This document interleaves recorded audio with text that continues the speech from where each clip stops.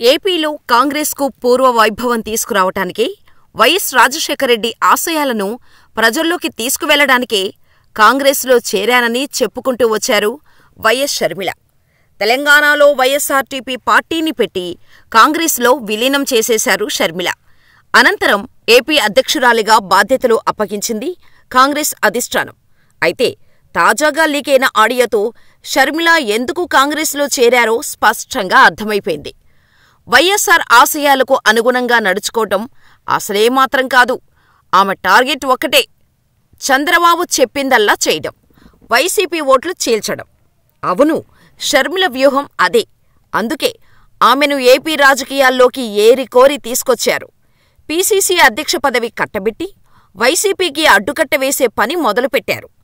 తాజాగా ఆమె phone call audio కూడా ఇదే విషయాన్ని రుజువు చేస్తోంది. ఆ ఆడియో ఇప్పుడు సోషల్ మీడియాలో వైరల్గా మారింది. పాడేరు అసెంబ్లీ స్థానానికి కాంగ్రెస్ టికెట్టు కేటాయింపులో షర్మిల కుట్ర రాజకీయం బయటపడింది.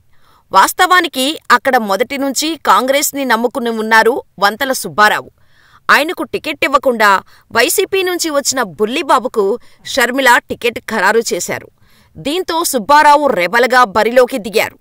ఆయన్ను బుజ్జగించే క్రమంలో షర్మిల తన అసలు రూపం బయటపెట్టుకున్నారు. వైసీపీ ఓట్ల కోసమే తాను బుల్లిబాబుకు టికెట్ ఇచ్చానంటూ అసలు విషయం చెప్పేశారు షర్మిల.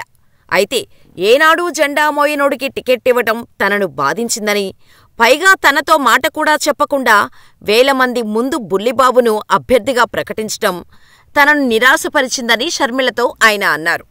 కాంగ్రెస్ ఓటు బ్యాంకుతో పాటు వైఎస్సార్సీపీ ఓటు బ్యాంకు కలిసి వస్తుందనే ఈ నిర్ణయం తీసుకున్నట్టు షర్మిల వంతల సుబ్బారావుకు స్పష్టం చేశారు. ఇండిపెండెంట్గా పోటీ చేస్తే కాంగ్రెస్ గురించి మరిచిపోవాలంటూ బెదిరింపు స్వరంతో కోరారామె. చివర్లో కాంగ్రెస్కు డ్యామేజ్ చేయొద్దంటూ షర్మిల కోరగా, తన భవిష్యత్తు ఆల్రెడీ డ్యామేజ్ అయిందని ఆయన బదులిచ్చారు. ఎంత నచ్చజెప్పినప్పటికీ వంతల సుబ్బారావు వినిపించుకోలేదు. ఇండిపెండెంట్గా పోటీ చేస్తే కాంగ్రెస్ గురించి మరిచిపోవాలంటూ షర్మిల హుకుం జారీ చేశారు. మంచిదంటూ వసంత సుబ్బారావు సైతం షర్మిలకు కౌంటర్ ఇచ్చారు. ప్రస్తుతం దీనికి సంబంధించిన ఆడియో క్లిప్ సోషల్ మీడియాలో వైరల్గా మారింది. దీంతో షర్మిల ఓటును చీల్చడానికే ఏపీకి వచ్చినట్టు అర్థమైపోయింది.